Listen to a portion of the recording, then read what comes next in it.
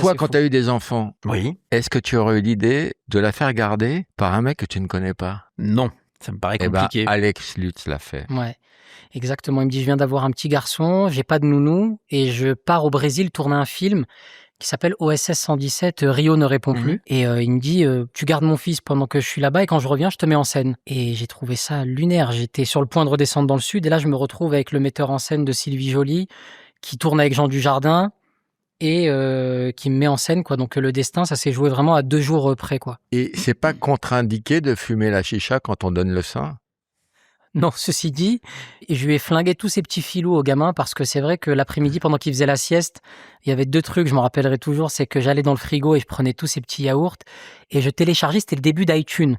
Et Alex Lutz avait un pouvoir d'achat qui était supérieur au mien et j'avais gratté son mot de passe et lui qui écoutait du Guichard, du Aznavour, il se retrouvait dans sa playlist et j'achetais tous les trucs de 50, de Tupac, de Biggie. Et c'est vrai qu'il se retrouvait avec ma playlist. Donc, non, mais il a changé ma vie. Il s'est porté garant pour mes premiers appartements. Il connaissait pas le mec. Il m'a jamais vu ni d'Adam ni d'Ève. Et il m'a confié, comme tu dis, la chair de sa chair. Et il s'est porté garant des appartements. Et je me dandinais dans Paris en disant que mon metteur en scène était Alex Lutz, ce qui m'apportait une crédibilité. Et